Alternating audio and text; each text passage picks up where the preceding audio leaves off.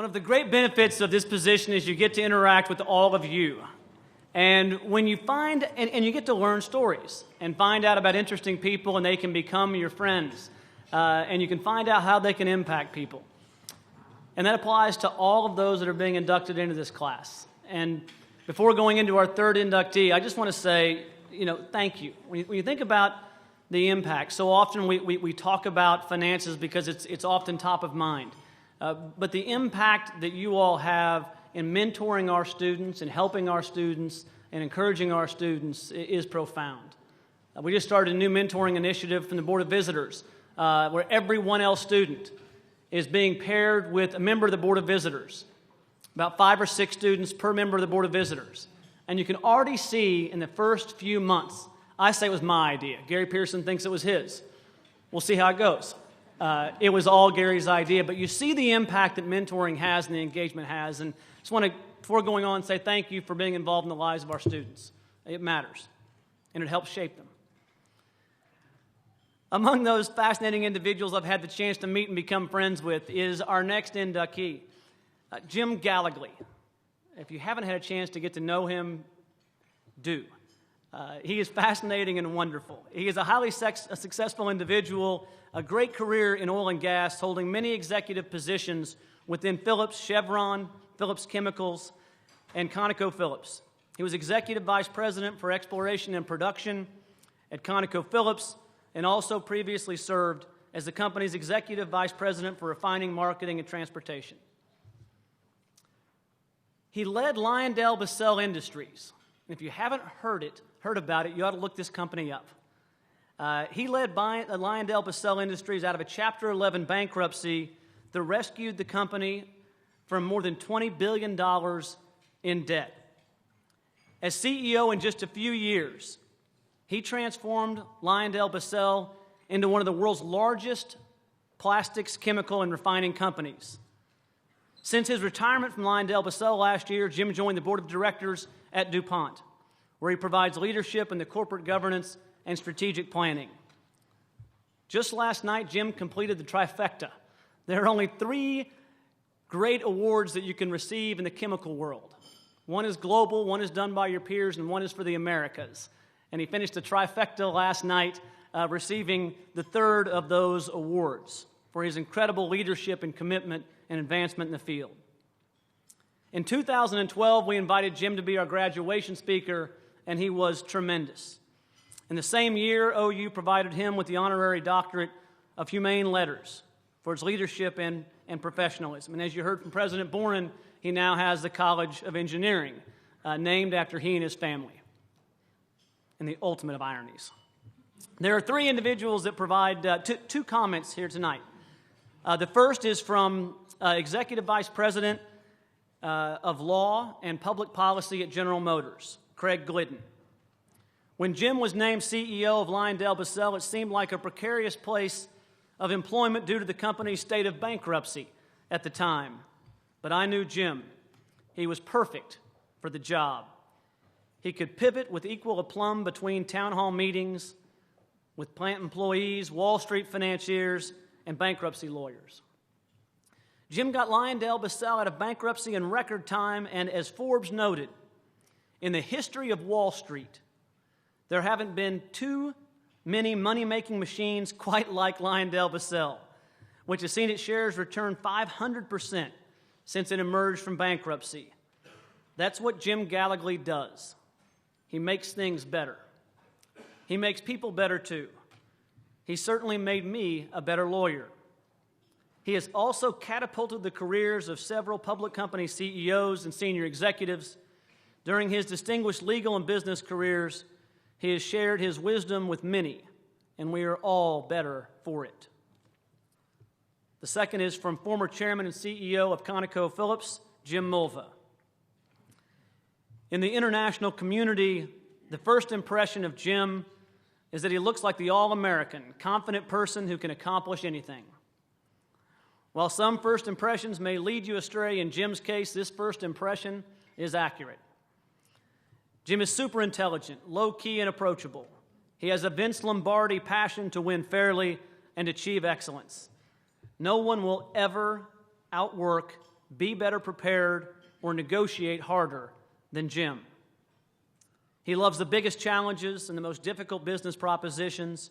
With his drive to succeed, he will always win the important battles. The people who work for him and his friends deeply appreciate his commitment to excellence and his leadership.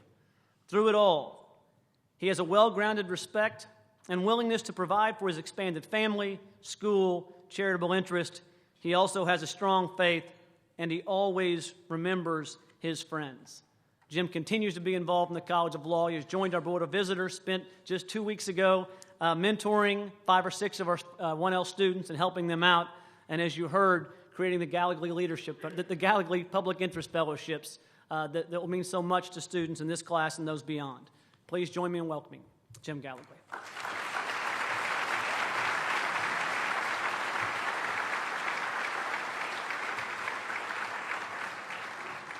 Presenting the award to Jim is Daniel Franklin, a 3L. Daniel is the editor-in-chief of our new law journal, 1J, and president of the Energy and Resources Law Student Association.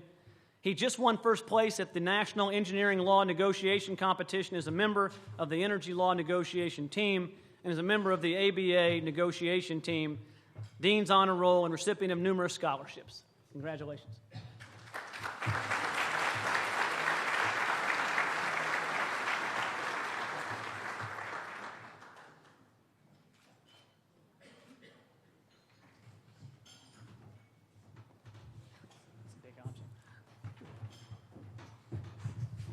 Well, thank you for joining me on this wonderful night. My father was also a sergeant, a senior master sergeant. I remember those stripes from the top of his shoulder to his sleeve. And I also remember the day that I told him I wanted to go to law school. We were sitting across the table. We had no lawyers in the family. He had 10 children, and very few of his family had ever gone to college. He was the first. He did that after 25 years in the military. I told him I wanted to go to law school, and he promptly told me that was a terrible idea. He said, there's way too many lawyers, and the chance of being successful at that are not good. And besides, Jim, you're married, you have a wife to support, you have a wonderful career at Safeway, and on the path you are today, you'll probably be a store manager in 2 to 3 years. That was the only time I disobeyed my father. I told him I wanted to go to law school, and I did. And 2.5 years later, I went back to Colorado to practice in Denver. I worked for a firm that was named Calkins, Kramer, Grimshaw, and Herring. I had done well in law school. And Hal Calkins, the person whose name was first on the letterhead, hired me as his associate. When I got there, I thought, what an honor. The rest of the associates then told me that none of his associates last longer than 1 year. Well, Hal turned out to be that proverbial very difficult boss. He told me immediately that we don't make widgets, we give advice. And that advice has to be learned, it has to be perfect, it has to be thoroughly researched. Tell the client what they need to know, not what they want to hear. If you work in this firm, you have to be the very best. And in fact, all of those names on that letterhead are people I personally endorse. Each and every one of those. And if you ever fall out of grace with me, and by the way, it happens regularly with associates who work for me, you will not be on that letterhead. You must be the absolute best. Well, I survived a year, and I survived a second year. And I enjoyed every moment of that practice. Hal had a rule about working 7 days a week. We could take off Sunday mornings for client development, but that was it. Later in life, I saw Hal Calkins' picture on the cover of the Colorado Lawyer magazine, as one of Colorado's greatest. And he truly was, and had a very high impact on me personally.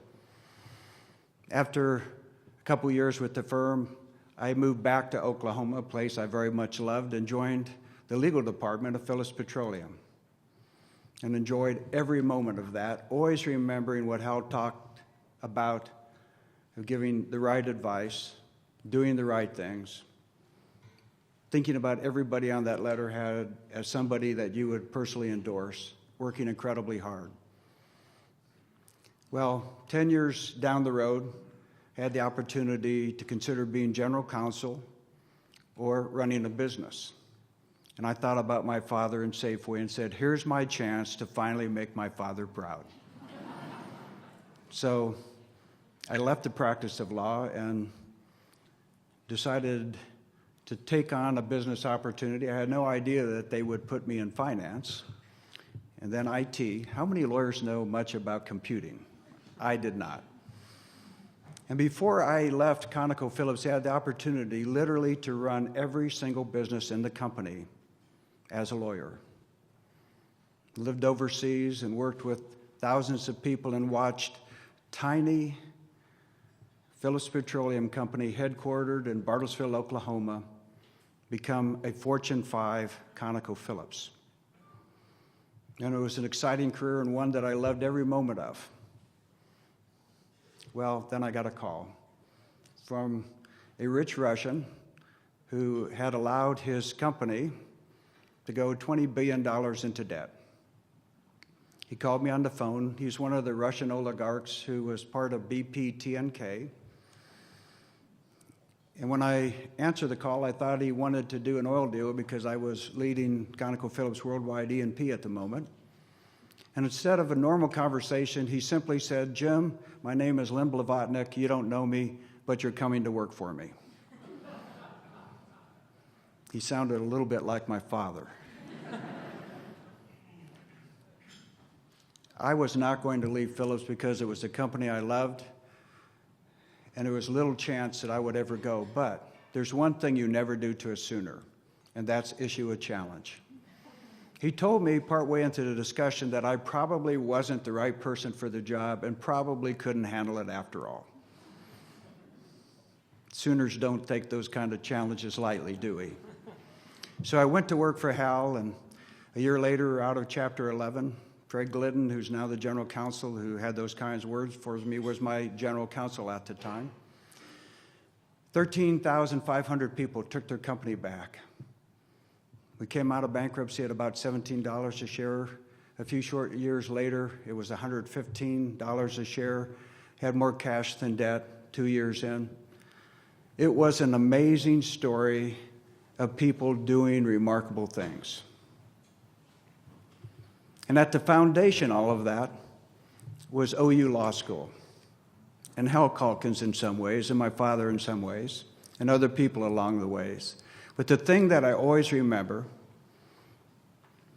to this day and always will, the words, act like a lawyer, act like a lawyer, think like a lawyer, and most importantly, have the ethics of a lawyer. Thank you very much for this wonderful education. I'll always be proud of it.